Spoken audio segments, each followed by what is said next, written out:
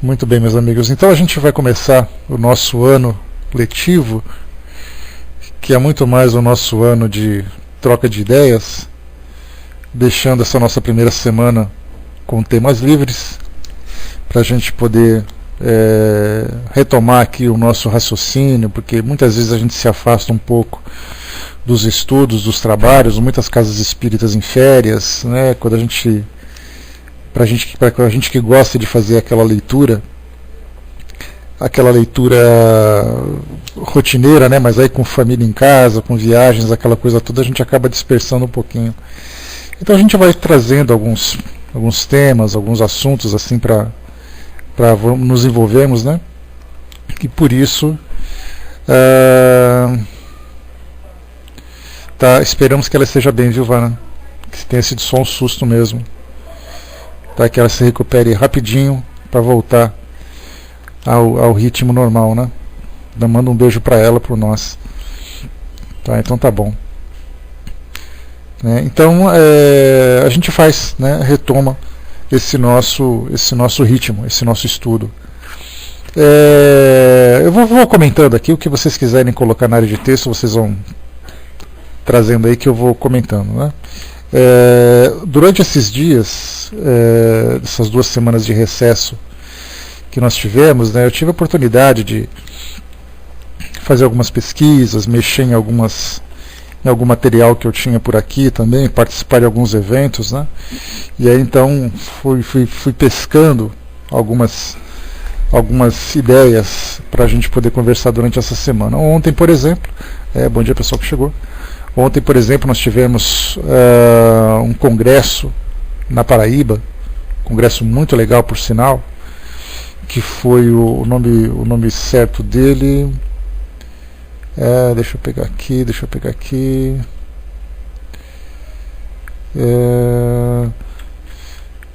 Tá aqui, o 5º Congresso Espírita Paraibano, que foi do dia 4 ao dia 6. E como eu falei para vocês, uma dica legal, adicione no Facebook, para vocês que tenham essa rede, a Web Rádio Fraternidade, tá? Porque eles fazem transmissões de eventos que acontecem pelo Brasil, e normalmente são eventos bastante significativos, bastante importantes.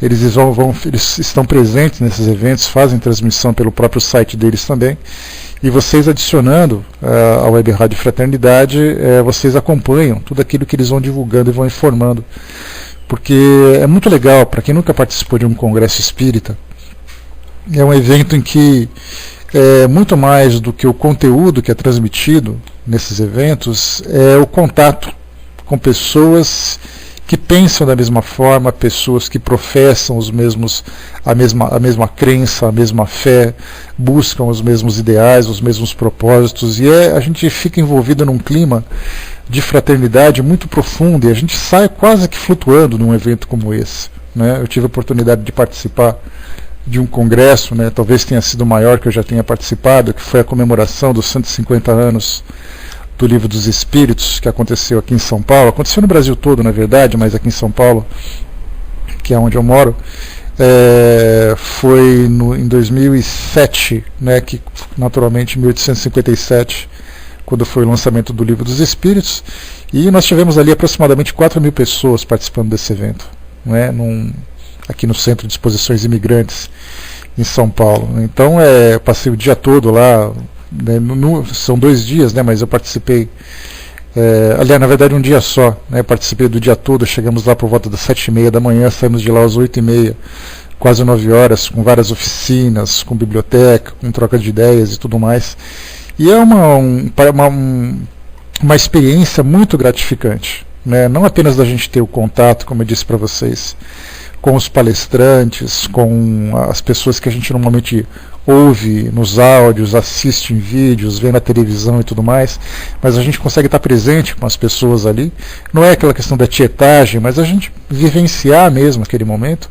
Como você olhar para o lado e ver uma pessoa desconhecida, que de repente você faz um comentário, que você acaba conhecendo, acaba trocando ideias a respeito dos assuntos que vão sendo abordados. Então é muito legal Então, para muitos de nós que desejamos participar desses eventos, mas não temos oportunidade, seja por falta de tempo, seja por localidade, que nem sempre onde a gente mora tem essa disponibilidade e tudo mais, esses congressos são transmitidos, esses congressos, seminários, eventos de modo geral, são transmitidos pela internet, né, e ao vivo, não é só apenas uma gravação. E você pode interagir, né, no site da Web Rádio Fraternidade, onde você coloca ali a sua opinião, eles levam para os palestrantes e tal, então vale a pena vocês adicionarem, né, essa nossa instituição, que faz isso graciosamente, sem nenhum tipo de fim lucrativo e tudo mais, e a gente acaba acompanhando tudo aquilo que acontece pelo Brasil, né, nas ideias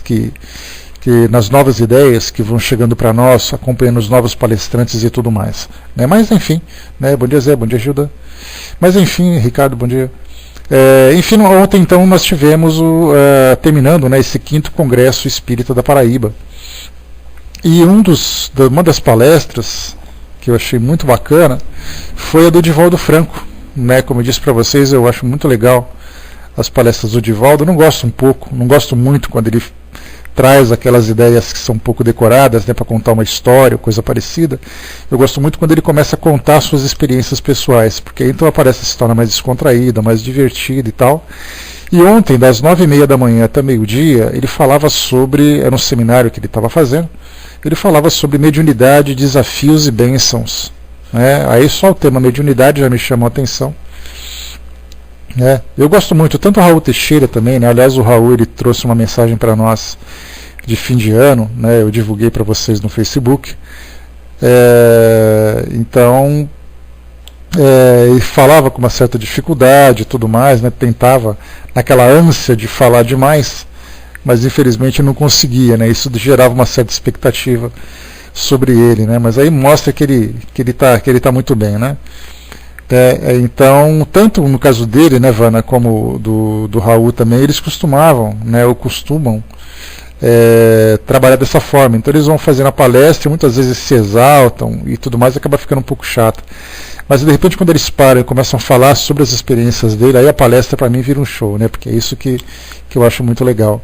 E aí o Divaldo então ele falava, né, sobre mediunidade e tudo mais, aí até que chegou uma hora em que ele começou a contar, né, as experiências dele como médium. Aliás, um médium de altíssima potência e capacidade, né? E ele falava sobre os desdobramentos, sobre as experiências que ele tinha, o que ele tem, né, com esses espíritos que estão sempre próximos e tudo mais. E aí ele tocou em 2 pontos interessantes, né, que a gente vai falar um pouquinho sobre isso durante os nossos estudos do Livro dos Médiuns. Ele falava sobre uma experiência que ele teve quando ele estava na França, e aí então ele visitava, né, um daqueles locais religiosos que tem por lá, e ele visitava um lugar de Santa Teresa, me esqueci o nome dela, não é uma santa muito conhecida, mas ele visitava esse local, e aí então ele sempre leva, né, ele comentava que ele sempre leva na sua bolsa. Não era mosteiro, era mais um local de visitação mesmo, né? Um lugar de peregrinação, né? Não sei se era um convento, eu não me lembro exatamente como era, que eu ouvi rápido assim, então eu estava estava fazendo uma coisa e ouvindo outra, peguei assim meio que pescado só, né? E aí então ele falava que levava na sua bolsa, não é do mosteiro não, aquela de reencarnações que ele costuma contar, né? E aí então ele sempre leva na sua bolsa alguns papéis, lápis apontado e tudo mais, porque nunca sabe quando tem alguma informação para anotar naquele momento, né? E aí então ele sentiu ali um envolvimento de um espírito muito de uma superioridade muito grande, mas ele não conseguia compreender exatamente a mensagem que vinha, não conseguia se sintonizar e tudo mais. E aí então Joana de Ângeles, né, se manifestou a ele naquele momento, e aí falou assim: meu filho, nós temos aqui a presença da Santa Teresa, essa que eu falei para vocês, e ela deseja trazer uma comunicação, só que ela não consegue estabelecer um contato com você exatamente pela diferença vibratória que há, ela por viver numa dimensão muito superior, né, e você, né, ainda nos planos terrenos, né, então eu vou fazer esse papel eu vou auxiliá-los nesse trabalho, né? E aí então ele começou a sentir, né, um leve formigamento no braço, um choque que ele sentia no braço, e aí então ele começou a psicografar, né? Ele se recolheu ali, se afastou do grupo com o qual ele se encontrava, e aí então sentou-se no local e começou a trazer uma mensagem, que ela gostaria de trazer uma mensagem para a humanidade. Essas foram as palavras, né, de Joana de Ângeles. E aí então ele começou a escrever. E aí então o que aconteceu? Ele, analisando não apenas a mensagem, que eu não tive contato com essa mensagem, mas provavelmente deve ter sido uma mensagem belíssima, né, que é muito natural dos espíritos dessa envergadura, mas assim ele começou a analisar a fisiologia do fenômeno, né, ou seja, o que estava acontecendo naquele momento. E ele percebeu o seguinte, que Joana de Ângeles, no mundo espiritual, havia se tornado uma médium. Ou seja, ela intermediava aquilo que chegava do mundo espiritual superior, transmitindo para o mundo terreno. Então o Divaldo era médium do plano espiritual para o plano material, e Joana de Ângeles uma médium do plano superior para o mundo material. Né? Então é muito interessante quando a gente começa a analisar as complexidades da mediunidade, as complexidades desses fenômenos que acontecem, que a gente muitas vezes simplifica demais, porque a gente se prende numa leitura, se prende numa explicação básica, como normalmente acontece no Livro dos Médiuns, embora seja o livro mais completo que nós temos até hoje a respeito de mediunidade.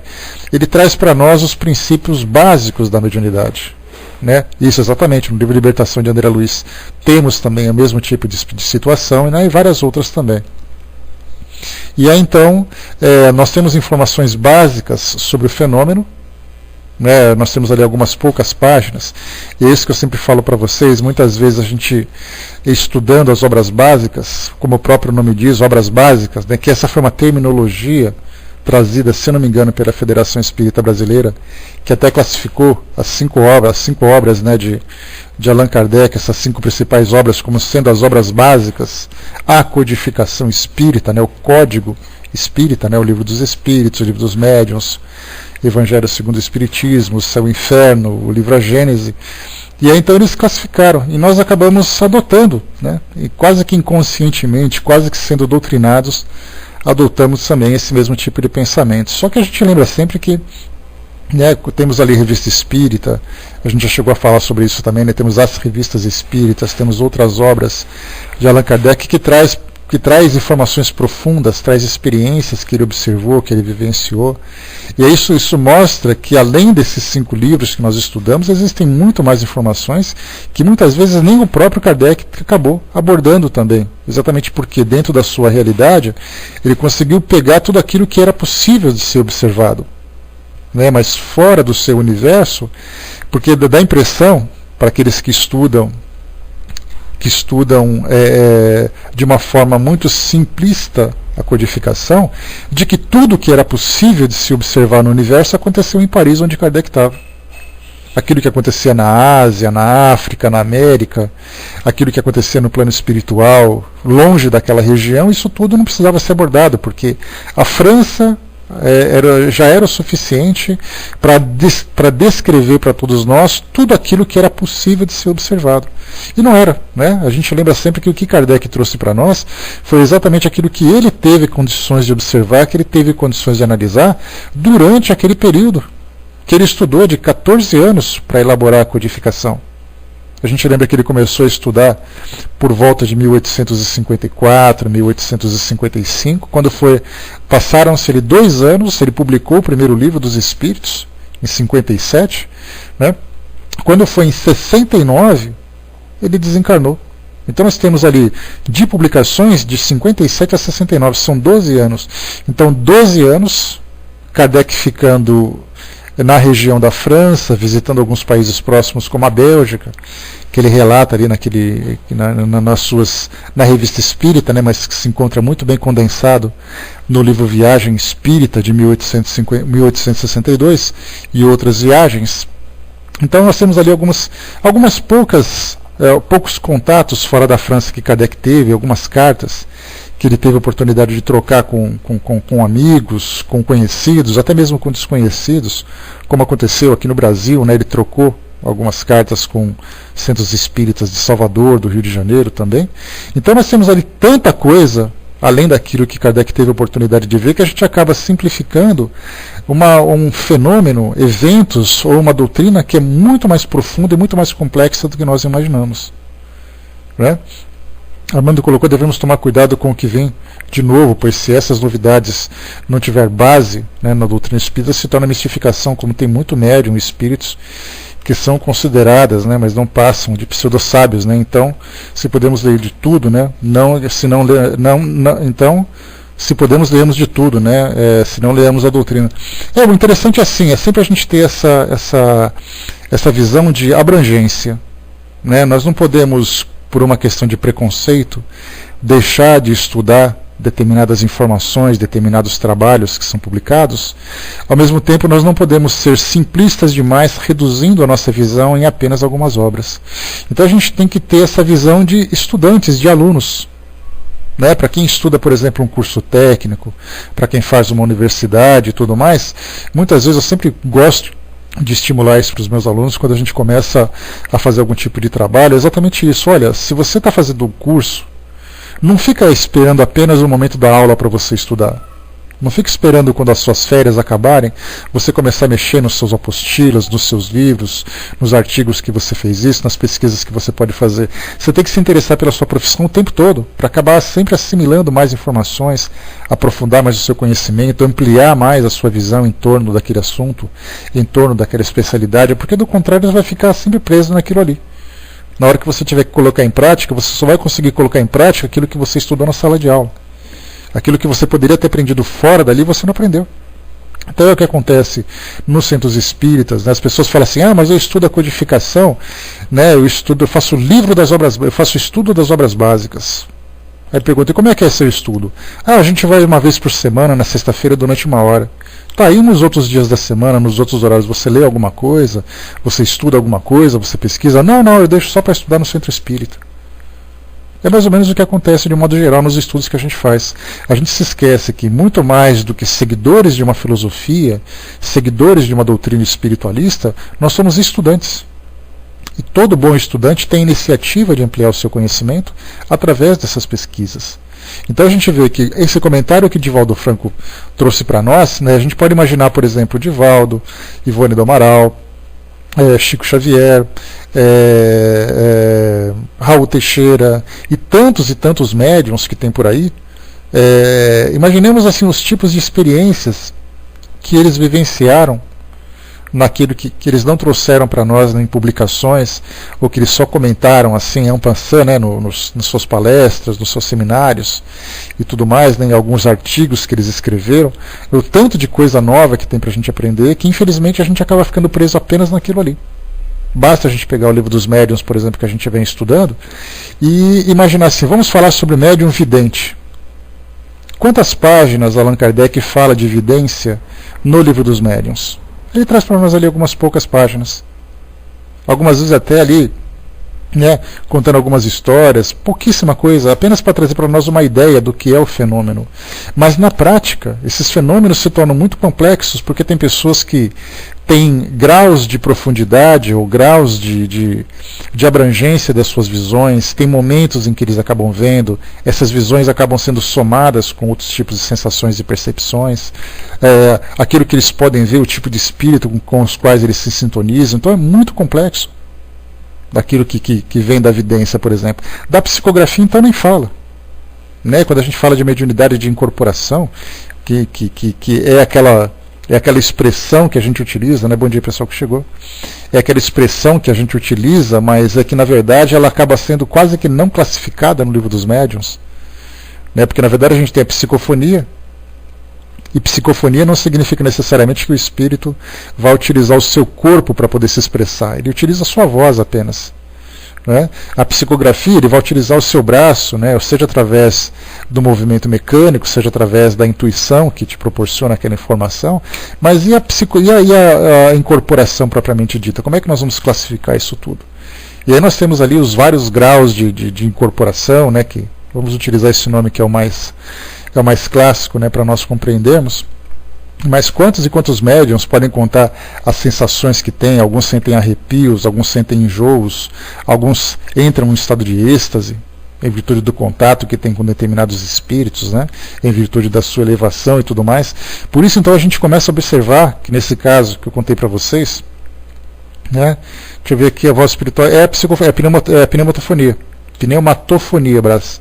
Exatamente, né? Que é a voz direta, que ela não utiliza o corpo físico de um indivíduo, mas ele cria, na verdade, um aparelho fonador através do fluido, né, que é dispendido ali pelos médiuns que estão presentes, né? Então é a voz direta, assim como a escrita direta também que nós estudamos, é exatamente ali os espíritos materializarem, né, materializarem ali a tinta e colocarem no papel. Né? Então muitos trabalhos foram criados, foram feitos para poder comprovar, ou para poder estudar esse tipo de fenômeno, né? A Beth colocou, né, nas mesas de desobsessão, podemos observar essas diferentes experiências de incorporação pelos médiuns. Sim, né, e não apenas nas mesas, né, Beth, porque quando a gente fala das mesas nas mesas mediúnicas, né, nas reuniões mediúnicas, a gente parte do princípio de que são médiuns educados, médiuns experimentados. Mas o que a gente vê fora disso daí, quando você liga a televisão e vê, por exemplo, sessão de descarrego numa igreja evangélica? Como é que aquela pessoa que é um médium, né, que é uma médium, como é que ela lida com aquele contato? Como é que a gente pensa, por exemplo, uma pessoa embriagada que de repente sofre uma obsessão profunda e acaba depois passando por esse processo de incorporação?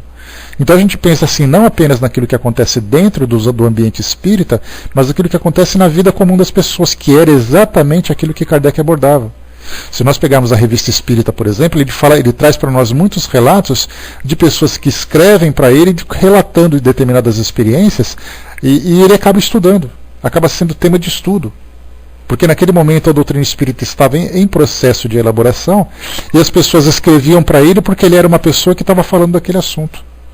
Então a gente vê quanta coisa tem para se aprender, o quanto a gente tem que estudar, quantos livros a gente precisa ler, quantas horas de palestras a gente precisa ouvir, quantas horas de estudos a gente precisa dedicar para poder ter uma ideia mais ou menos do que é esse fenômeno. Até mesmo porque quando a gente estuda determinado tipo de fenômeno, a gente estuda do nosso ponto de vista de encarnado, é aquilo que eu estou vendo. Imagina se nós pudéssemos estudar isso do ponto de vista dos desencarnados. Certamente nós teremos oportunidade de estudar se nós tivermos essa curiosidade quando chegar a nossa hora de voltar lá para o outro lado, né? Tá, eu desencarnei e tudo mais, o que você vai fazer? Ah, não quero fazer nada. Vai ficar ali estagnado, né? Agora, quando a gente tem essa ideia de tudo aquilo que pode ser estudado, tudo aquilo que a gente pode aprender a respeito dessa nossa relação do mundo material com o mundo espiritual, e estudar isso pela visão, pela perspectiva espiritual, é muito mais interessante e deve ser muito mais fascinante ainda. Né? Então esse foi um relato, né? Esse foi um dos casos que Divaldo contou ontem, né? Falando sobre essa questão de um espírito se tornar intermediário entre dimensões muito elevadas e dimensões materiais, como é o caso do nosso mundo terreno. Então Joana de Ângeles, para nossa surpresa, se tornou naquele momento uma médium de um espírito mais elevado para o seu médium aqui do mundo material. Então a gente vê que bacana que é perceber que no mundo espiritual existem também ali vários processos que nós simplesmente desconhecemos. E que isso não chega para nós nas obras porque não se teve tempo de abordar, ou aqueles que publicam seus livros não tiveram esse tipo de experiência. Né? Eu gosto de insistir para vocês assim, né, sobre as cirurgias espirituais que nós vemos hoje, que é um tipo de fato que Kardec não aborda. Embora o fenômeno, né, os efeitos físicos, né, o magnetismo tenha sido estudado por Kardec, objetivamente as cirurgias espirituais não foram abordadas. Isso mostra claramente para nós que a codificação não traz todas as informações. Da mesma forma também, como eu falo para vocês também sempre, Kardec não teve contato, por exemplo, com as religiões africanas. E naquela época era uma das religiões mais ricas em termos de fenômeno mediúnico, porque aceitava com naturalidade a comunicação com o mundo espiritual. Imagina se Kardec tivesse feito ali uma expedição para conhecer a mediunidade aplicada na África. O que ele não ia ver de experiências ali das mais interessantes, das mais pavorosas e das mais sublimes. Com religiões que lidam com natureza, que lidam com os princípios mais primitivos, que lidam que tem ali a proteção das dimensões mais elevadas no direcionamento dos destinos desses povos. Olha o quanto de coisa que ele ia aprender. Sem falar no resto do mundo, né? Os indígenas, por exemplo. Kardec não teve contato com os indígenas. Imagina se ele pudesse conversar com um pajé para falar sobre as experiências espirituais que esse indivíduo teve. Né? Então, tanta coisa bacana para se aprender. A Miriam colocou para nós, né? Eu passei alguns dias em Palmelo, uma cidade chamada de Cidade Espírita, né? Fazem cirurgias espirituais e sessões de desobsessões, onde podemos assistir. É muita coisa, né? Muita variedade mesmo, né? Então, bacana, né? Onde que fica essa cidade de Palmelo que eu não conheço?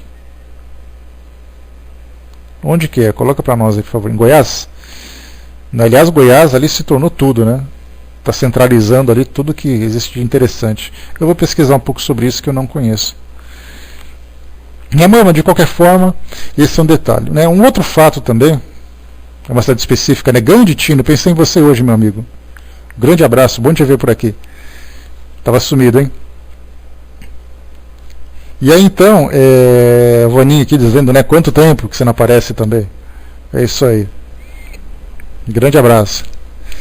Então, outro fato interessante também que foi abordado por Divaldo, né, que aliás esse é um dos temas dos mais polêmicos, talvez, que tenha dentro da doutrina espírita, né, um dos mais polêmicos, né, é a questão das sociedades no mundo espiritual. Né, porque ele dizia o seguinte, ele contava que naquelas conversas íntimas que ele tinha com Chico Xavier, falava exatamente da época do lançamento do livro Nosso Lar, que aí então teve contato com Chico Xavier, teve aquela aproximação com André Luiz, e aí André Luiz começou a relatar alguma coisa sobre o mundo espiritual. E aí então o Chico começou, né, a olhar, né, aquela questão de falar de lagos das águas, de falar de cidade, de falar disso, de falar daquilo, e Chico começou a criar aquela resistência. E aí então, naquele conversa com o Emmanuel, né, ele dizia assim, olha, como é que eu posso passar isso daqui? Dizer que no mundo espiritual existe esse tipo de coisa. Né? Como é que eu posso transmitir para as pessoas esse tipo de ideia, né, que para mim é muito fantasiosa? Aí Emmanuel disse o seguinte para ele, então faz o seguinte, né, em tal dia, em tal hora, você, às 11 horas da noite, que foi essa informação que o Divaldo passou ontem, às 11 horas da noite você vá para o seu quarto e se deita. Porque a gente vai ter eu vou te levar para conhecer o mundo espiritual. E aí então ele, naquele momento, né, acabou ele se deitando e tudo mais, através de passes, né, dos passes magnéticos aplicados por Emmanuel, Chico adormeceu e aí então acabou facilitando ali o seu desdobramento. E aí então levou Chico para o plano espiritual. E ali ele começou a ver exatamente aquilo que a André Luiz tentava descrever, que essa é a parte importante que nós devemos considerar, porque os espíritos tentam passar para nós aquilo que eles vivenciam. Então eles utilizam palavras que nós conhecemos, mas na verdade que não se prendem fielmente àquilo que de fato é. Como é o caso, por exemplo, que até Chico trouxe para nós, quando André Luiz falou de um lago de águas no plano espiritual, na verdade ele falava sobre fluxos de energia, e não simplesmente água material como nós temos hoje, H2O, mas ele falava de energias que se assemelhavam a cachoeiras de água e tudo mais, né, esses fluxos de energia. Isso é fácil de perceber quando a gente olha a aurora boreal, que acontece aqui no nosso planeta, né, por causa dos raios solares que passam pelos polos do nosso planeta, provocam aquele efeito no céu. Como é que nós colocaríamos aquilo? Como línguas de fogo? Imagina se eu fosse escrever para alguém, olha, estou olhando para o céu, né, a gente pode imaginar, por exemplo, uma pessoa, vamos dizer assim, um indígena que nunca teve contato com as informações que nós temos hoje, da tecnologia, da informação e tudo mais, ele olha para o céu e vê de repente a aurora boreal. Como ele vai descrever aquilo? Ele vai dizer que línguas de fogo, como aconteceu no caso do Pentecostes, né, lá no Novo Testamento, né, línguas de fogo, labaredas estão no céu e tudo mais, mas simplesmente são raios que passam pela nossa atmosfera. Então, dificilmente os espíritos vão conseguir, para a maioria daquilo que eles observam no mundo espiritual, trazer para nós, de uma forma clara, de uma forma correta, aquilo que eles estão vivenciando. Por isso nós temos ali esses detalhes, né? E aí então, depois desse contato, Marina, eu já leio o que você colocou, tá? Só um instantinho, por gentileza. Aí, então, só para concluir meu raciocínio, eu já passo para aquilo que você comentou, tá? E aí, então, depois desse primeiro contato com André Luiz e com essa experiência vivenciada pelo desdobramento, de imediato, Chico Xavier solicitou a Emmanuel que facilitasse com urgência esse contato com André Luiz para que ele continuasse trazendo para nós essas informações. E aí isso aconteceu, e aí então veio todas as obras de André Luiz, com toda a aceitação de Chico por ter vivenciado aquilo. Né? E a mesma coisa também, o próprio Divaldo relatou para nós também nesse congresso, ele dizendo assim, olha, eu tive a oportunidade de conhecer a casa de Manuel Filomeno de Miranda.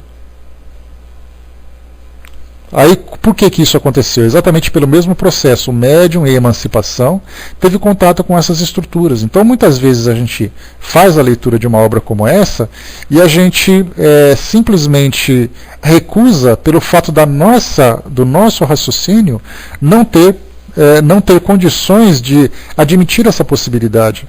Mas a gente pergunta, mas as pessoas que trouxeram essas informações são pessoas que estiveram ali presentes. São pessoas que viram isso no mundo espiritual. Então, como é que a gente pode dizer que essas pessoas, ou elas passaram por algum tipo de alucinação, ou elas estavam ali extremamente fantasiando as suas ideias, ou aquilo é real. Né? Então, isso ele acabou comentando também. Eu não quero nem entrar, né, nesse assunto, assim, na polêmica do assunto, porque a ideia não é convencer, né, ou passar. Só estou passando para vocês aquilo que esse congresso trouxe de interessante, as experiências mediúnicas que essas pessoas têm.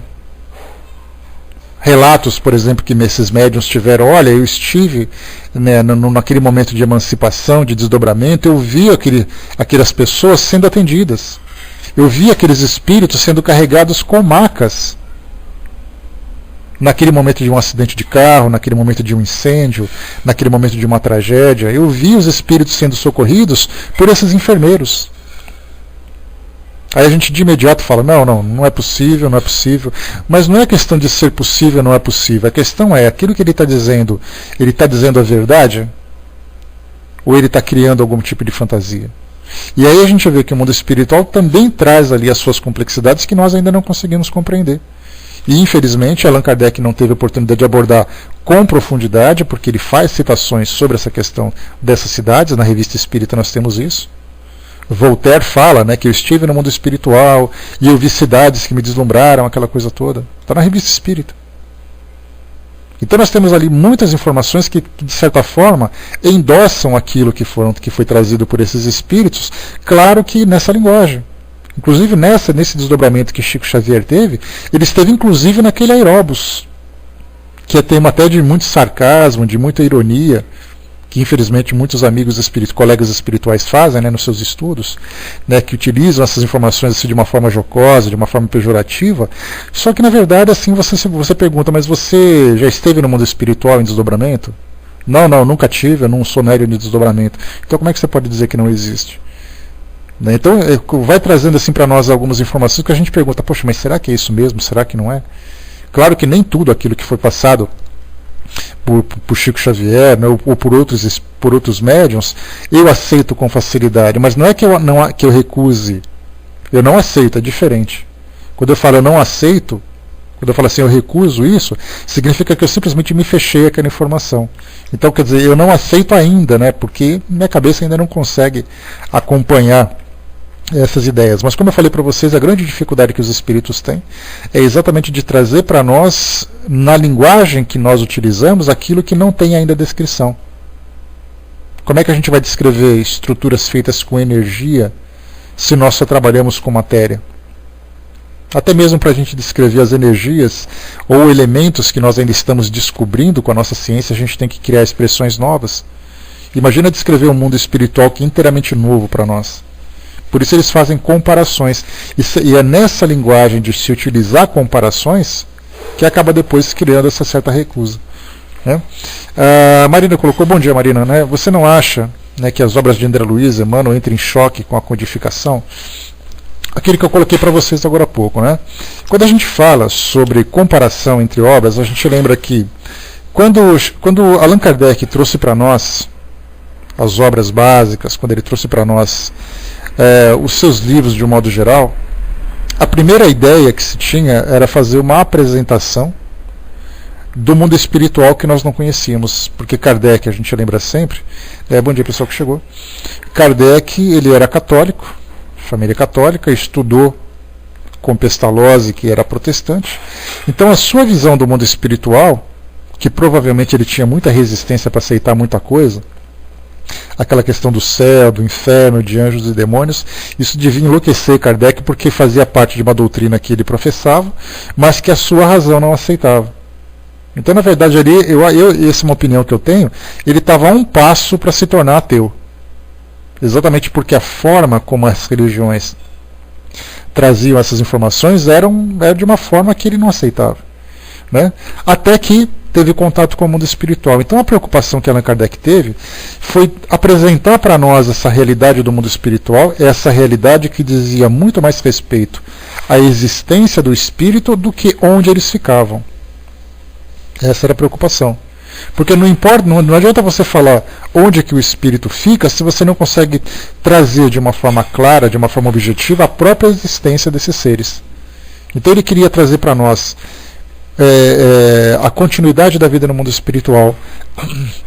Ele queria trazer para nós as condições morais em que os espíritos se encontravam, como se dava o processo de desencarne, que era exatamente ali os pontos que mais entravam em choque, essa realidade do mundo espiritual, com essas doutrinas dominantes, com aquelas doutrinas que até então eram dominantes. Né? Então, acabou, de certa forma, trazendo para nós, apresentando para nós esse mundo espiritual, apresentando para nós essa nova realidade, e também explicando de que forma que esse contato se estabelece. É ali que fica esse ponto principal. E nós temos muitos pontos que não foram abordados, como é o caso, por exemplo, dessas sociedades no mundo espiritual, que é, por exemplo, temas, só para a gente ter uma ideia, nós temos ali algumas doutrinas espiritualistas, como, por exemplo, Fraternidade Branca, nós temos ali a própria Umbanda, o Candomblé, nós temos ali as religiões indígenas e tudo mais, com muitas experiências no mundo espiritual. Só para a gente ter uma ideia, a Umbanda, por exemplo, trabalha muito com a energia da natureza. Aonde que na codificação nós temos energia da natureza? Aonde que se fala sobre a energia das plantas, sobre a força da natureza, a força da terra, a força das águas? E nós sabemos que isso tem realmente. Tudo aquilo que é vida tem energia.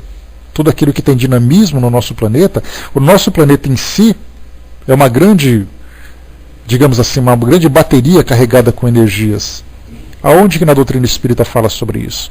Na Umbanda também não se fala, mas na prática eles acabam utilizando. Quando se fala, por exemplo, sobre as religiões indígenas, que olham para a natureza com uma perspectiva completamente diferente que nós, que nos consideramos civilizados, vemos. Quando nós falamos dessas fraternidades espiritualistas, desses médiuns que têm contato com espíritos que não são espíritas, a gente lembra sempre isso. A própria doutrina espírita foi elaborada por espíritos que não eram espíritas. Até porque quando eles estavam trazendo as suas primeiras comunicações, a doutrina espírita não havia sido elaborada ainda.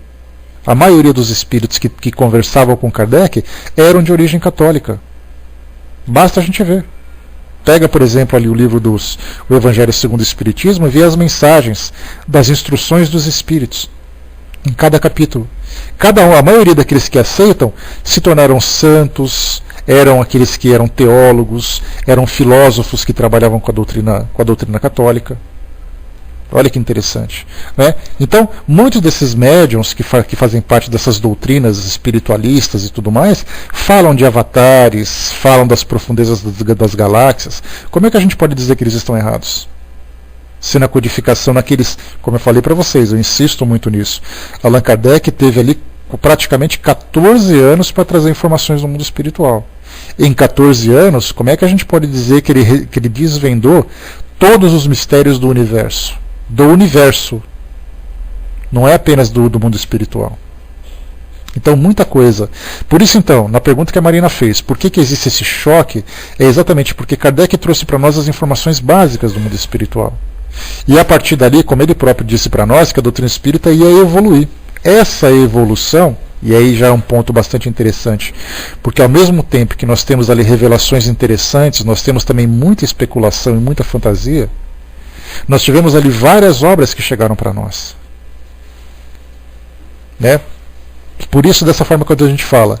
Falar do mundo espiritual, por exemplo, antes mesmo, aqui no Brasil, de Chico Xavier, na década de 40, trazer para nós uma descrição do que é o nosso lar, na Inglaterra, nós tivemos ali um médium, um jovem que conversou com o pai que havia desencarnado na década de 30, e o pai disse: eu estou num lugar muito florido, com montanhas, que tem casas e tudo mais, antes de André Luiz entrar em contato com Chico Xavier, na Inglaterra. Então a gente começa a se perguntar, peraí, como é que isso funciona? Swedenborg é a mesma coisa. Na década no século XVIII, trouxe informações do mundo espiritual, embora por outra perspectiva. Ele estava muito mais preocupado em trazer para nós informações do mundo espiritual de cunho teológico, de cunho filosófico, mas ele também falava sobre essas estruturas, que são completamente diferentes daquilo que, por exemplo, a Igreja Católica trazia como fundamentos da sua base filosófica, da sua base dogmática, na verdade, né? A Miriam colocou lá em cima, né? Eu acho que tem coisas que são relatadas por André Luiz que ainda passarão pelo mesmo processo do crivo, lógica de que Kardec passou, de mensagens vindas de muitas fontes, etc. Né? E talvez se possa agregar a doutrina espírita em definitivo. Eu acho justo não descartar. Sabe um detalhe interessante que eu sempre coloco, Miriam, que é algo que eu também sempre trago para vocês, é que muitas vezes nós rejeitamos uma informação sem perguntarmos para os espíritos o que eles acham. Que foi exatamente o que eu fiz, né? Eu tomei essa iniciativa. Eu perguntei sobre isso para espíritos diferentes em grupos de médiuns diferentes. E recebi informações semelhantes. Vocês se lembram disso? Né? Perguntei ali para 3, 4 médiuns que estavam em locais diferentes, que faziam trabalhos diferentes, e eles foram me trazendo informações que tinham a ver.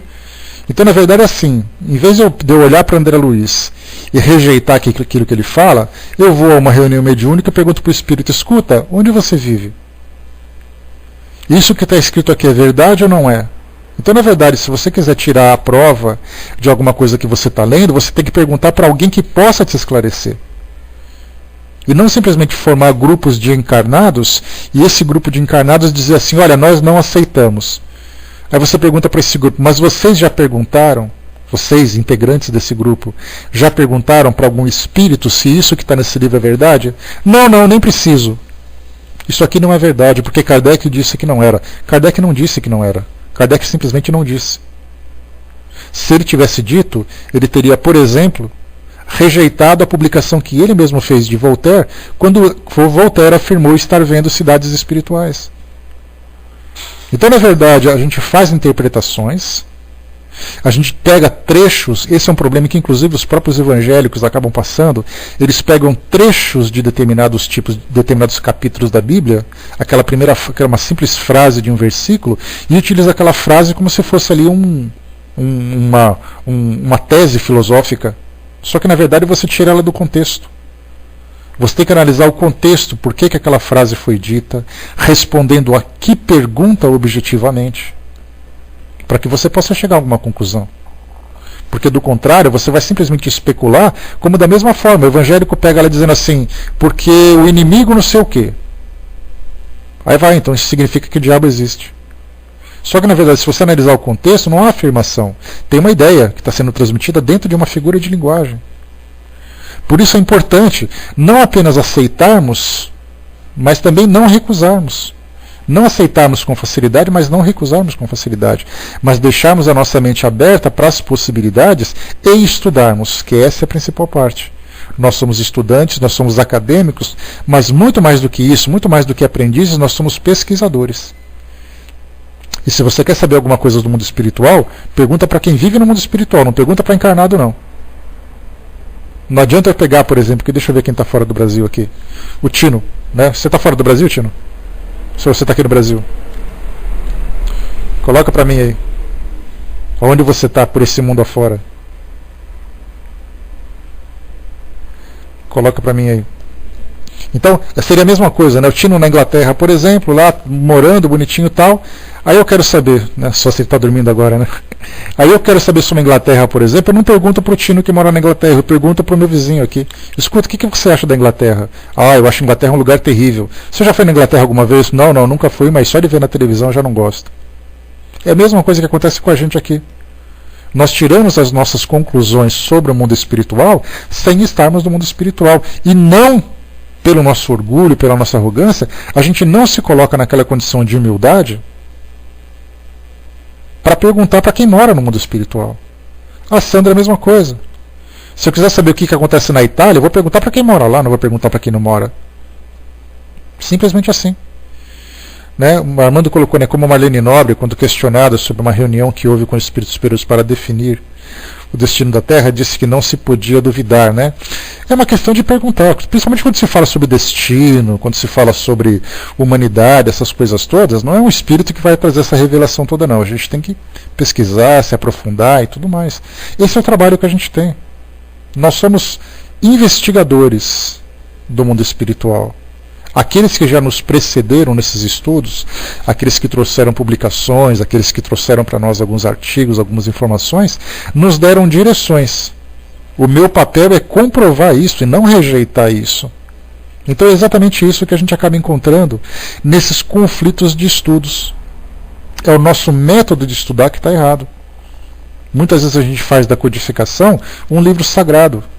Quantas e quantas vezes em debates, em estudos e tudo mais, a gente viu aquela ideia de você pegar, por exemplo, obra básica e você dizer assim, não, o que está escrito ali está fechado. Se não estava fechado para quem escreveu, por que somos nós que vamos fechar? Porque o próprio Kardec disse que a doutrina espírita é progressista. E esse progresso significa o quê? Ele vai progredir para onde? Se ele está fechado ali. Bom dia, Wagner. Então você vai ser o primeiro faxineiro do ano. Então como é que a gente vai dizer que a doutrina espírita é progressista se ninguém deixa ela progredir? Só que esse progresso tem que ser cuidadoso. Porque é a mesma coisa quando o homem descobriu a energia nuclear, a energia atômica, dizia que era o progresso. E a gente viu que esse progresso se dirigiu para dois opostos. Um, para a energia construtiva, com a energia nuclear, nós temos a medicina nuclear, nós temos ali o diagnóstico por imagem, nós temos ali a produção de energia para a nossa sobrevivência. Por outro lado, nós tivemos a bomba atômica, nós tivemos ali as armas nucleares. Então, quer dizer, o progresso não significa necessariamente que ele está à vontade. O progresso ele tem que ser dirigido, ele tem que ser controlado. Mas ele tem que andar, ele tem que evoluir. E hoje nós temos um beabá, como eu digo para vocês sempre, né, a doutrina espírita, esses livros de Allan Kardec, ele é aquela cartilha, onde nós aprendemos o beabá do mundo espiritual. Para quem tem um pouquinho mais de idade, lembra do Caminho Suave, né, aquela cartilha que tinha Tata, que tinha Zazá, né, vocês se lembram, né, que a gente desenhava as letrinhas e tudo mais. Bons tempos do Caminho Suave. Aquela era a nossa cartilha para termos contato com o mundo do conhecimento. A codificação é a nossa cartilha para o mundo espiritual. Se eu pego essa cartilha e falo assim, eu sei tudo sobre o mundo espiritual, eu não preciso saber mais nada, porque aqui já tem tudo. Boa viagem. A gente se vê lá na frente. Porque na verdade muita coisa ainda está para a gente conhecer. A gente não faz ideia do que nos espera ainda sobre revelações do mundo espiritual. O tanto de coisa que tem por aí. Então, na verdade, a gente acaba muitas vezes nesse processo de idolatria, nesse processo de ortodoxismo, nesse processo de deslumbramento. Então, de todas as vertentes, né, de todas as formas, a gente acaba se posicionando de modo equivocado. A gente não se permite aprender, a gente não se permite pesquisar. Porque nós nos fechamos na nossa posição, ou eu aceito demais, ou eu não aceito nada. A gente se fecha nessa posição porque para nós ela é confortável e a gente acaba prendendo ou desvirtuando uma doutrina que por si só é progressista, é aberta às ideias, aberta às investigações, e nós não aprendemos a fazer isso. Nós não nos damos no direito de aprender cada vez mais. Então, se nós queremos conhecer alguma coisa do mundo espiritual, perguntemos aos espíritos. Se algum espírito falou alguma coisa e eu não concordo, pergunte para outro espírito. Não pergunte para o vizinho. Porque o vizinho vai ter a posição dele. E a posição dele não é a posição do mundo espiritual. Não traz a realidade do mundo. A menos que ele esteja lá. Ou a menos que ele já tenha estado lá. Se ele é um médium de desdobramento com muita potência, com muito esclarecimento, e ele fala, todos os dias eu estou no mundo espiritual e eu vejo isso. Aí beleza, já é uma informação interessante para mim. Agora você pergunta, você é médium? Não. O que você acha do mundo espiritual? Eu acho isso. É o achismo dele, é a opinião dele. Então a gente tem que simplesmente permitir essa abertura. Permitir nos permitir evoluir, nos permitir aprender, nos permitir duvidar, nos permitir comprovar. Ah, porque Kardec falou. Beleza. Eu quero ter certeza se o que ele falou é verdade. Eu me dou ao direito de duvidar de Allan Kardec. Aí todo mundo põe a mão no rosto e fica assustado. Ah, não acredito que você é um espírito e você fala isso. Por quê? Que medo que eu tenho que ter de Kardec? Kardec era um estudante tanto quanto eu. A diferença é que ele era mais capacitado, que ele veio primeiro, que ele teve experiências que eu não tive. Mas nós dois somos espíritos em aprendizado. Sem nenhum problema. A Miriam colocou, eu me deparei com pessoas de todo o Brasil em Palmelo, né, onde nas casas espíritas falam dessa questão progressiva, mas misturam tudo, né, apometria, tratamento de chakras, etc., e afirma que é espiritismo. Eu penso que ainda não é, mas que precisa ser mais estudado para ser incorporado. Esse caso da apometria, por exemplo, Miriam, é algo que eu já coloquei para vocês. Por que nós recusamos estudar sobre isso para poder entender o que é? Muita gente, essa frase que você colocou, dizendo assim, apometria não é espiritismo. Já ouvi isso muitas vezes. Mas por que nós não estudamos a técnica de apometria para saber se ela é útil para o espiritismo, para saber se ela é útil para as reuniões mediúnicas? As pessoas rejeitam porque ela foi criada por um grupo meio rebelde da doutrina espírita. Mas e se por acaso isso funcionar? Eu tenho que rejeitar? E se por acaso esse tratamento de chakras, por exemplo, para um grupo de médiums de cura, se isso for válido, por que nós nos fechamos em cima disso? É porque Kardec não falou em apometria? Claro que ele não ia falar. Assim como os evangélicos dizem que Moisés proibiu o espiritismo, não poderia fazer isso porque não havia espiritismo no Antigo Testamento. Não se podia falar em apometria porque na época de Kardec não tinha isso. Então, quer dizer, o que é apometria? A grande maioria de nós não sabe o que é. Nunca esteve presente num grupo de trabalho, pega artigo de internet. Na verdade, assim, o grande esclarecedor para ele, né, o ectoplasma, Kardec até falou, ele fala de fluido animalizado, né, a expressão ectoplasma foi criada por Charles Richer, se não me engano, no final do século XIX, começo do século XX, mas ele falava sobre fluido animal. Então, quer dizer, na verdade, ele não utilizou essa palavra. Tanto que se a gente falar sobre ectoplasma, que é exatamente o fluido que realiza, né, os fenômenos físicos, Kardec aborda isso no Livro dos Médiuns. Então ele fala de um médium que faz a doação de um fluido especial, que é o fluido animal e tudo mais. Então, na verdade, é uma questão de palavras apenas. Né? Mas essa palavra, por exemplo, ela é nova. É o neologismo que a gente utiliza. Então, quer dizer, a apometria pode ser utilizada no centro espírita? Não, Deus me livre, não pode. Por que não? Você já estudou, você sabe do que se trata? Você já observou isso na prática? Você conhece algum grupo de apometria? Você já esteve ali observando o trabalho que eles realizam? E se isso for útil para a doutrina espírita? Então a gente recusa por pré-conceito, que é muito natural, uma característica nossa, né? Claro, não, pode, não deve, Miriam. Hoje é o dia de falar à vontade. Pode soltar a franga hoje, não tem problema, já libero para você. Então, na verdade, assim, é uma questão de pré-conceito que todos nós temos para poder conhecer aquilo que é novo. Só que, como eu falei para vocês, nem tudo que é novo é produtivo. Nem tudo que é novo é interessante. Mas para a gente poder tirar essa conclusão, a gente tem que saber do que se trata. A gente não pode simplesmente recusar por recusar. Deixa eu ver aqui, só para a gente poder fechar, o Armando colocou, né, conhecer novas técnicas é válido, mas querer misturar não vejo validade, pois muitos espíritas querem fazer casa espírita a missa de Padre Marcelo, né, doutrina espírita é doutrina, né, e a mesma ainda tem muito a ser estudada. De fato, Armando, essa questão do Brasil principalmente, né, porque a gente lembra que a doutrina espírita que nós seguimos aqui no Brasil é muito diferente da doutrina espírita seguida na França na época de Kardec. porque ali o objetivo era trazer uma nova filosofia que tirasse da mentalidade das pessoas aquelas limitações dogmáticas da igreja. Quando chegou aqui no Brasil, a doutrina espírita se misturou com a igreja. Então hoje nós temos ali algumas reuniões espíritas que se assemelham a cultos.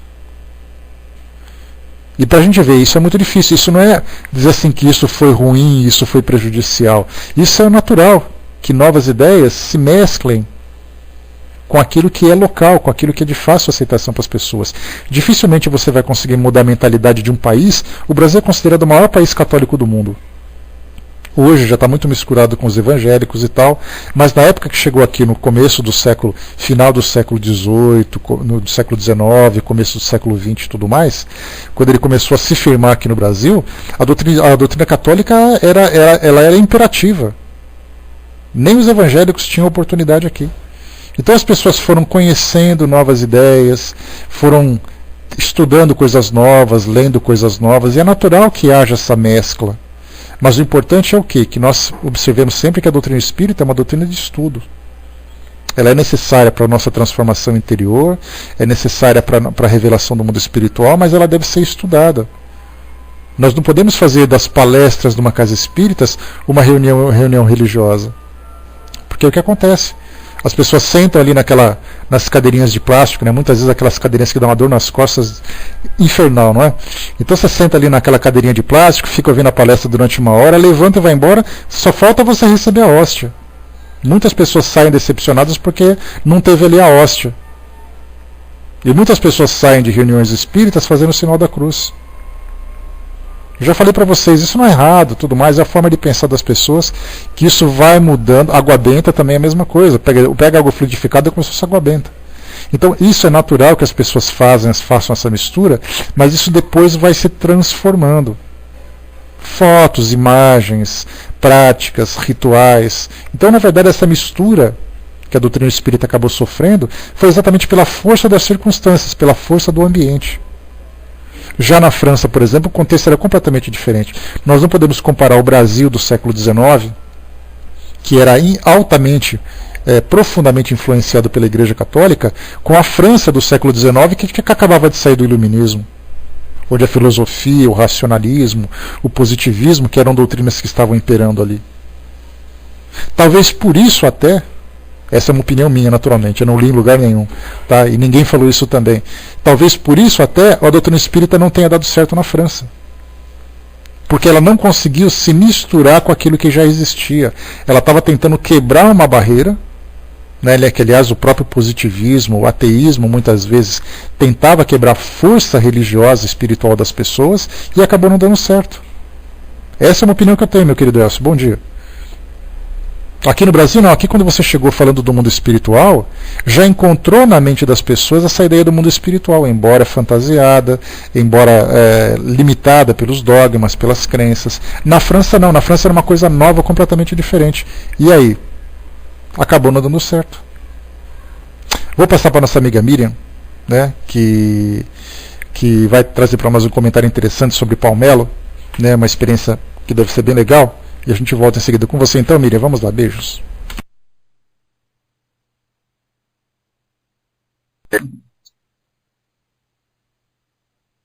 Oi. Então vamos lá, vou tentar resumir aqui a experiência que eu vivi, né?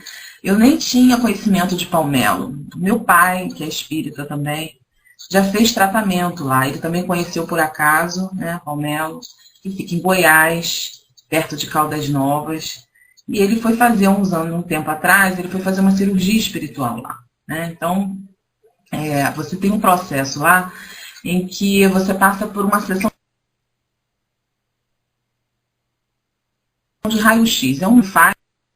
Vai conversando, quem faz lá um raio-x do que você tem e te indica, ou para o passe, ou para o tratamento fluídico, ou então para a cirurgia espiritual.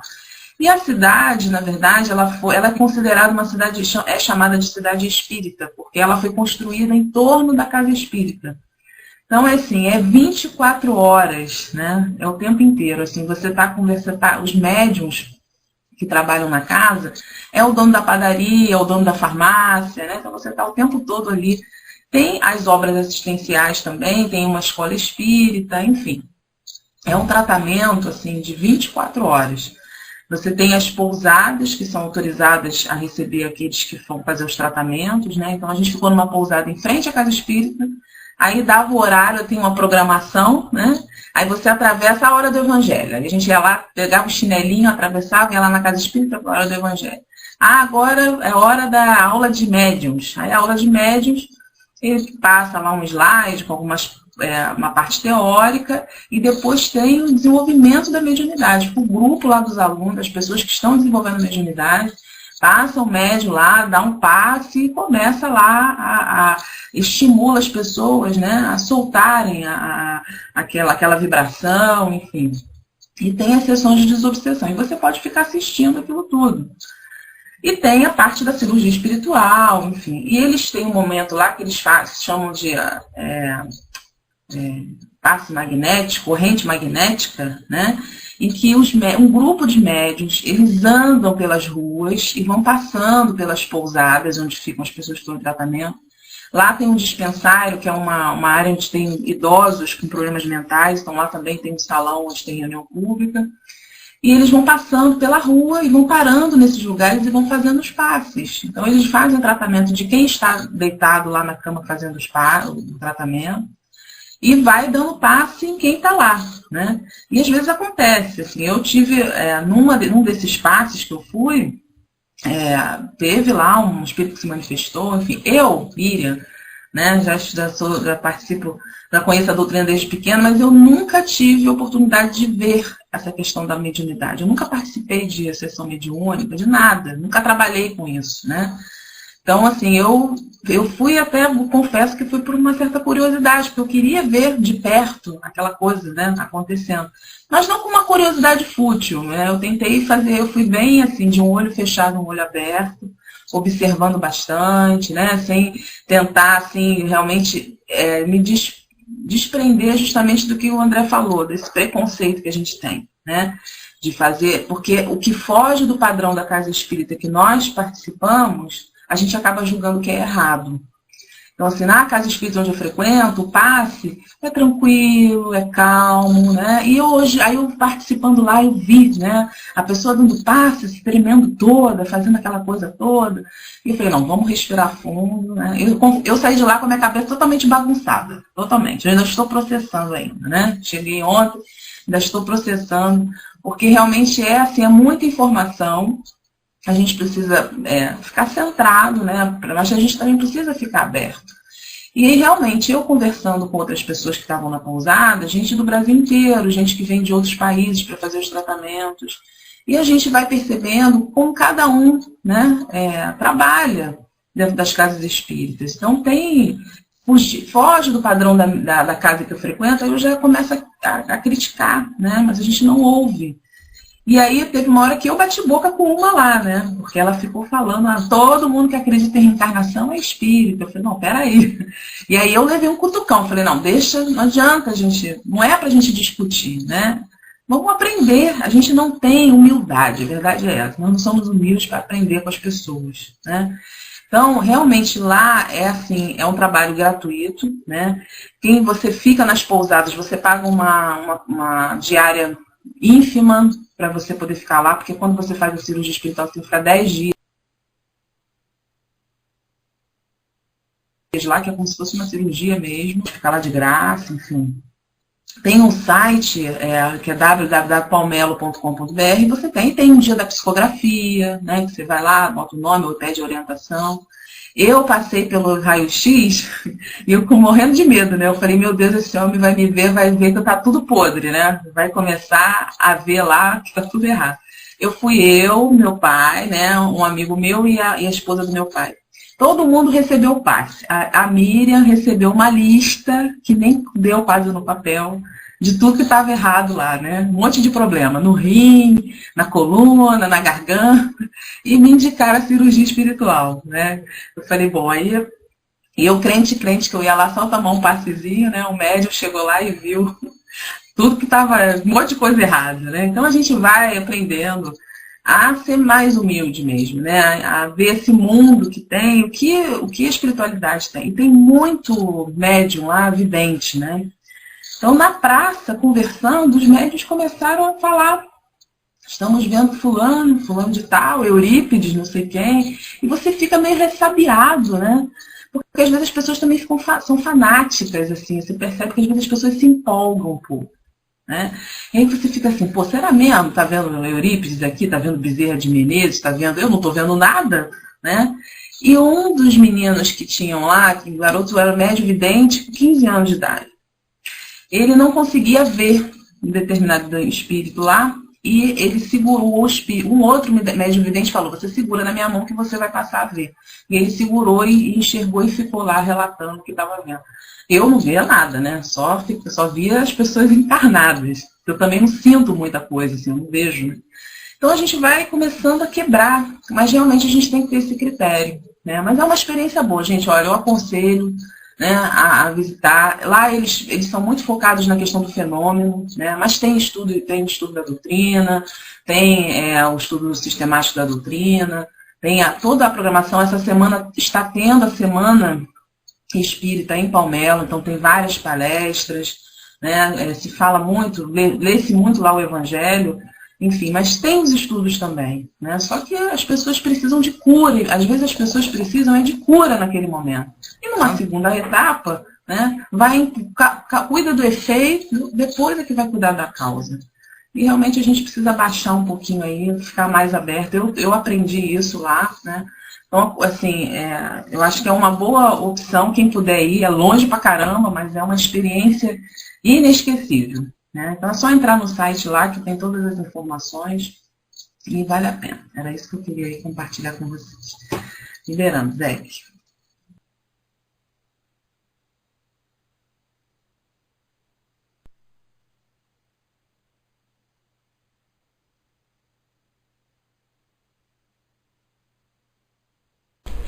É aquela história, né, Miriam? Há muito mais mistérios entre o céu e a terra, né, do que supõe, né, essa nossa vã filosofia, né?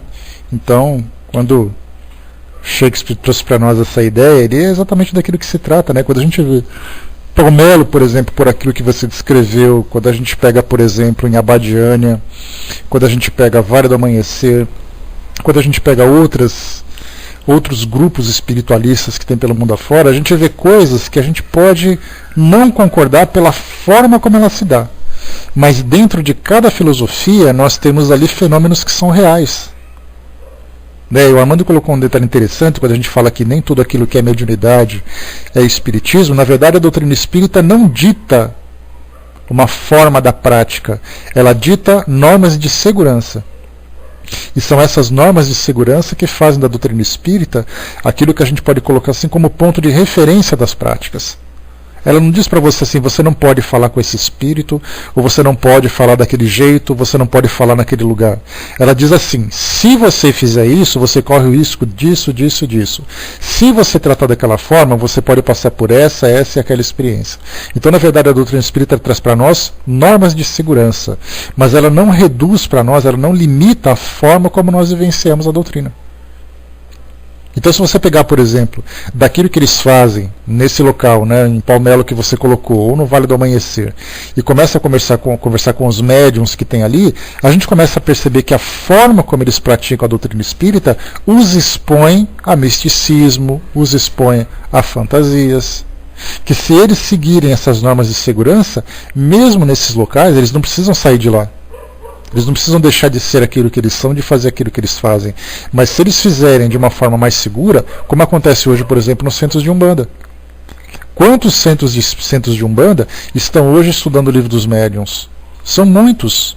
Muitos palestrantes, professores de estudos do livro dos médiuns de centros espíritas estão sendo convidados para conversarem com médiuns de Umbanda. Para que eles podem trabalhar em suas práticas religiosas com segurança. Essa é que é a diferença que nós temos que perceber. Então, quer dizer, fazer a coisa do modo certo, fazer a coisa com propósito, com objetivo que seja mais eficaz. Aí sim a gente consegue fazer com que tudo. E por isso que quando a gente pega aquela passagem, né, que a gente sempre lembra, né, que o Espiritismo não é a religião do futuro, é o futuro das religiões, porque as religiões vão começar as suas práticas com segurança, com racionalidade. É essa mudança que nós temos que esperar. Não fiquem esperando um padre com a Bíblia do lado e o Livro dos Espíritos do outro fazendo uma missa. Vocês não vão ver isso. Mas vocês vão perceber que aquilo que eles estão trazendo de informações do mundo espiritual serão informações diferentes, fora dos dogmas, fora das fantasias e tudo mais. Né? A Jamila colocou para nós o site ali em cima, então, www.palmelo.com. Obrigado, Jamila. Tá? Para quem quiser conhecer um pouquinho mais, está ali o link, então, para vocês conhecerem. Tá? Né? Exatamente, né, Armando? A benzedeira ajuda muito. Se ela não conhece a doutrina espírita, não pode chamar de espírito, sim. Agora imagina, por exemplo, se ela é uma médium de cura e ela tem conhecimento sobre o mundo espiritual. Está aí, ó. Então, na verdade, a doutrina espírita ela não é proibitiva, ela é esclarecedora. A partir desse esclarecimento é que nós vamos fazer aquilo que nós temos vontade de fazer. Simplesmente assim. Né? A Miriam colocou, né, talvez quem inicia agora, sem esses preconceitos, aprenda muito mais do que nós, que empacamos a nossa visão das coisas. Exato. A gente cresce com essa mentalidade de que não, você não pode, você não é. Eu já falei para vocês isso milhares de vezes e vou continuar falando. Allan Kardec tinha no seu grupo mediúnico muçulmanos espíritas, protestantes espíritas. Muçulmano parava a reunião mediúnica para ele se ajoelhar em direção à Meca fazer suas orações. Ele é muçulmano e é médium e trabalhava num grupo na Sociedade Parisiense de Estudos Espíritas. Qual é o problema? Então a gente cria essa coisa de camisa, né? Você não pode usar essa camisa porque você usa outra camisa. Você não pode torcer para esse time porque você já torce para o outro. Você não pode torcer para essa escola de samba porque você torce pela outra. A doutrina espírita não é isso. A doutrina espírita ela está em tudo. Essa que é a diferença. Tá? Rapidinho aqui, a Marina fez uma pergunta aqui interessante, só para a gente poder concluir aqui o nosso estudo de hoje. Sobre a questão dos livros, né, que trazem para nós a doutrina espírita, né, o que a gente chama de codificação espírita. Né? Codificação, para quem não sabe, né, é aquela coletânea de códigos. Esses códigos são normas. E essa codificação, eu posso ter a codificação chamada de Constituição, eu posso ter a codificação chamada de legislação, posso chamar de codificação um tratado de códigos. Né? Então, esses livros que foram publicados por Allan Kardec, eles vieram para o Brasil pelos homeopatas, lá no final do século XIX. Né, os homeopatas, que tinham uma ligação muito forte com o magnetismo, se interessaram pela doutrina espírita e trouxeram para cá. A grande questão é como é que esse livro vai se difundir num país que tem uma língua diferente. Aí começaram a vir as traduções. Eu traduzia pessoalmente, o outro traduzia, e hoje nós temos aqui, no século XXI, né, nós temos ali várias publicações diferentes, várias traduções diferentes. Então nós temos ali tradução feita pela FEB, pelo Guilherme Fernandes, nós temos pelo Herculano Pires, nós temos, são tantos, né, Palhano Júnior, nós temos vários. Se a gente for colocar aqui a relação, a gente vai ter pelo menos uns 10 tradutores. A grande questão é, qual é a tradução mais fiel? Qual é a tradução que traz para nós aquele conteúdo mais próximo daquilo que Kardec trouxe? Quando a gente fala mais próximo, é exatamente porque você não tem uma tradução fiel. Muitas expressões, por exemplo, a gente lembra sempre, né, como todo mundo conhece, a palavra saudade, por exemplo, não existe em inglês. Eu vou dizer I missing you, quer dizer, eu sinto a sua falta, mas eu não vou poder dizer saudade. E se eu escrever um livro dizendo assim, a saudade é algo que me mata? Aí eu vou traduzir assim, a sua falta é algo que me mata. Então a gente vê que você não tem como traduzir ao pé da letra aquilo que tem em outro idioma. Então a gente começa a estudar sobre as traduções. Nós temos as preferências. Nessas traduções, a gente lembra sempre que elas não mudam o conteúdo, elas mudam, na verdade, as palavras.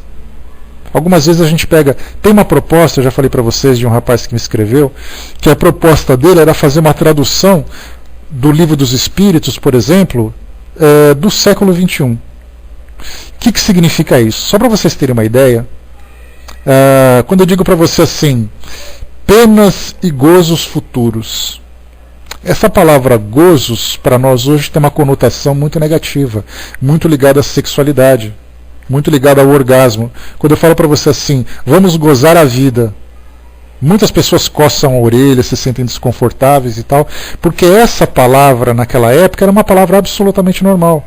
Hoje ela tomou uma outra conotação.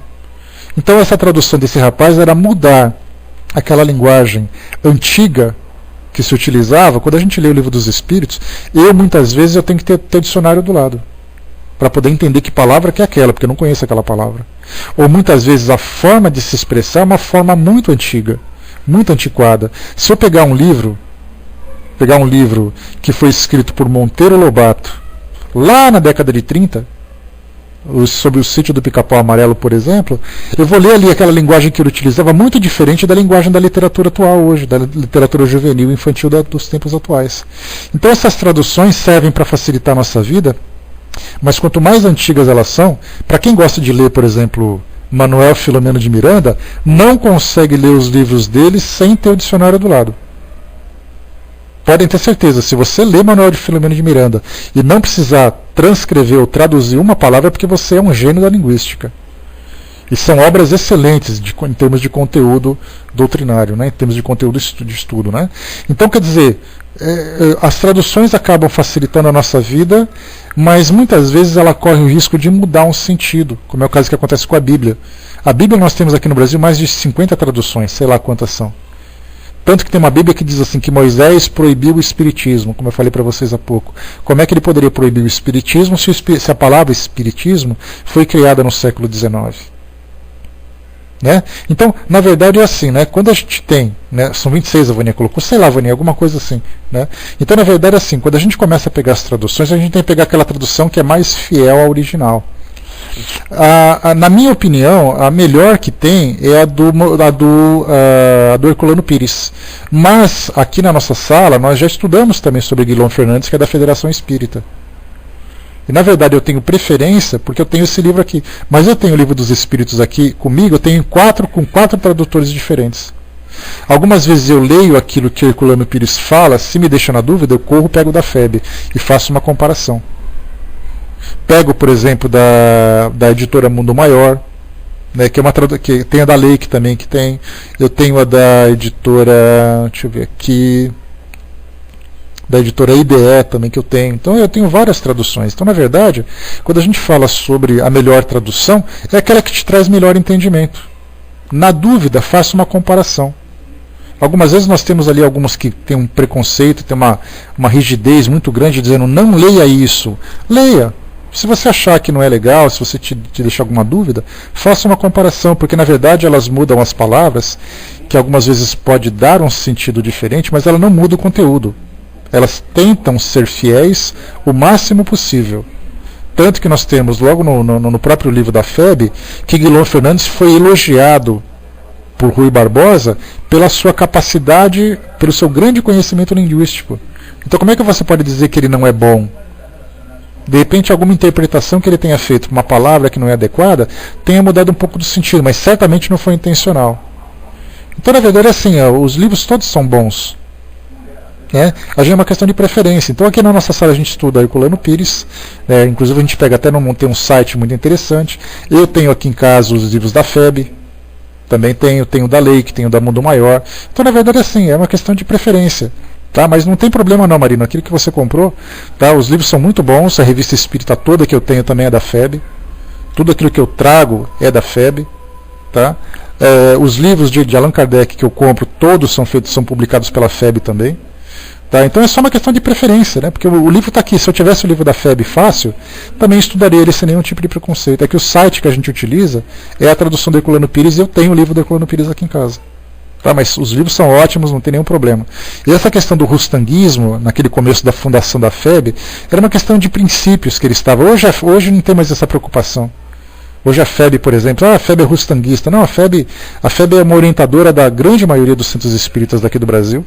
A gente tem mais de 8 mil centros espíritas aqui no Brasil, a esmagadora maioria é orientada pela FEB, então não tem nenhum problema com relação à parte doutrinária da FEB. Tá? Isso foi aqueles problemas da fundação dela no século XIX, que a gente não tem nada a ver com isso. Né? Os princípios são os mesmos, Armando. Né? O que significa ser rustanguista? O que ela faz de diferente daquilo que Kardec faz? Na época, quando foi fundada, isso tinha aquele problema, hoje já não tem mais. Então significa que todos os centros espíritas hoje são rustanguistas? Se o seu centro espírita for federado, significa que ele é rustanguista? Então, na verdade, é uma questão de decreto, uma questão de fundação, mas isso aí é tudo bobagem que não afeta em nada a difusão do doutrina espírita. Olha, Braz, eu vou pegar essa informação para você, porque eu publiquei. Deixa eu ver se eu acho aqui agora, só para a gente poder encerrar, gente. Senão a gente vai... Eu fiz aqui uma pesquisa que eu cheguei até a publicar no Facebook. Tá, para quem quiser me seguir no Facebook, pessoal. Como é que tá o som? Alô? Voltou? Voltou? Pessoal, como é que estamos de som? Retornou, né? Tá. Para quem quiser me seguir no Facebook, André Luiz Rodrigues é meu nome, separado com Z, Luiz com Z. É só vocês chegarem lá que de vez em quando eu publico algumas coisas, algumas informações. Deixa eu pegar rapidamente aqui que eu tinha publicado.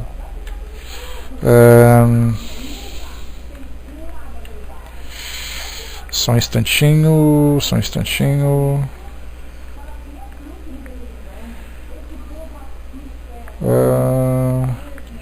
É que eu estou aqui no Facebook rapidinho para achar a divulgação que eu fiz, mas eu não estou achando. Se alguém tiver essa informação, publica aqui que eu encontrei, o Brás, uma instituição daqui de São Paulo, espírita daqui de São Paulo, fez uma pesquisa junto aos órgãos tá aqui, ó. Quantidade de centros espíritas do Brasil. Rapidinho, pessoal, só um instantinho, por favor.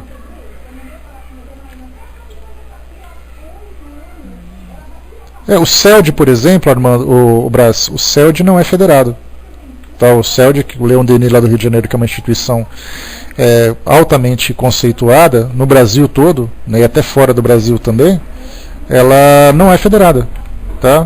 Enquanto que você pega, por exemplo, a Fundação Espírita Nosso Lar Casas André Luiz daqui de São Paulo, é federada. Qual a diferença? Nenhuma. Porque a FEB, na verdade, ela não interfere nos trabalhos das instituições, mas ela simplesmente orienta para aquelas que desejam essa orientação.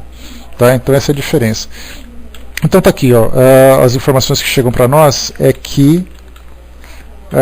só um instantinho... tá aqui... Só um instantinho, pessoal, paciência, por favor.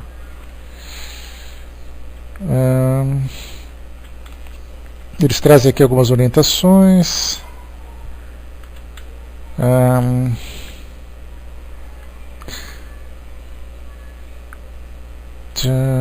Eu não estou achando aqui, que tem que procurar aqui no texto. Mas é aqui, ó, dá uma olhadinha aqui nesse site, ó. Deixa eu colocar aqui para vocês que fica mais fácil. Vai com Deus, Elcio. Grande abraço, meu amigo. Até a próxima. Está aqui nesse site para quem quiser pesquisar. Está aqui, ó. Tá, então aí tem a quantidade de centros espíritas aqui do Brasil, e essa pesquisa foi feita da seguinte forma: ele consultou quais são as entidades, as pessoas jurídicas que trazem nomes espíritas. Tá, ou que dão a entender que são centros espíritas. Então ele pesquisou nesse catálogo, não é questão da federação nem nada, foi nesses nomes, né? Então se você pegar, por exemplo, o espiritismo.net, que é a instituição que a gente trabalha, nós temos ali, né, a Associação Espírita Caiba Schutter, com CNPJ e tudo mais, então nós somos uma pessoa jurídica. Então nessa pesquisa, nessa relação que fizeram a pesquisa, eles encontraram então os nomes, né, de tudo aquilo que diz respeito, né, a Emmanuel, André Luiz, Centro Espírita, Associação Espírita, coisa parecida. Eles acharam essa quantidade. Dê uma lidinha depois ali que vai dar tudo certo. Tá? Bom, pessoal, fechando por aqui então o nosso bate-papo de hoje, né, foi muito legal reencontrar vocês, estava com muita saudade depois desse nosso recesso, e amanhã a gente volta para fazer aqui o nosso aquecimento, né, essa nossa primeira semana né? Vai com Deus, mil beijos, tá? Lembrando, né, a Milena lembrou aqui também, né, nosso amigo Reinaldo se encontra hospitalizado de novo, mas ele está bem, eu conversei com ele no sábado, né, ele tem conversado com o nosso pessoal, e tem passado, né, que ele está com problema na vesícula, não é nada do problema do coração dessa vez, graças a Deus, e eles estão tentando encontrar qual é o melhor procedimento, né, para aquilo que ele precisa, né, está com uma tal de água na vesícula, então já os médicos estão vendo. Talvez ontem, ele disse que talvez ontem recebesse alta, mas que ia depender dos médicos, daí pelo que a gente pôde ver, né? André Luiz Rodrigues, com Z, tá tudo separado, assim. Tá, é só entrar lá e me adicionar, que de vez em quando eu posto algumas novidades lá pro pessoal. Tá? Aí eles vão fazer, né, pelo que a Vaninha viu aqui, vão fazer um procedimento lá para facilitar isso daí, né, para absorver a água, né, provavelmente da vesícula, para o intestino ali, para fazer a absorção, né? Tá ali, ó, colecistite acalculosa, né? Acalculosa porque não tem cálculo, né? Mas tem uma inflamação, né, na vesícula, que é a parte da colecistite, né? Então tá ali, uma inflamação que ele teve, mas ele tá bem, tá? Então só tá sentindo um pouquinho de dor, mas está sendo medicado e tudo mais, tá legal? Então a gente dá na volta desse nosso encontro de hoje, depois do nosso recesso, a gente ficou desde o dia 21 de dezembro até hoje, até ontem em recesso, né, voltando hoje para as nossas atividades. E aí então, essa semana toda a gente vai ficar com esses nossos bate-papos informais, sem seguir nada e tudo mais, e a partir da segunda-feira a gente começa a nossa rotina, né? Lembrando que segunda e quarta-feira nós estudamos o livro dos médiuns, de terça e quinta o livro dos espíritos, de sexta-feira nós estamos no livro Fonte Viva, né, que é o nosso livro do Evangelho no Lar de Sexta-feira. Tá sempre às 9 horas.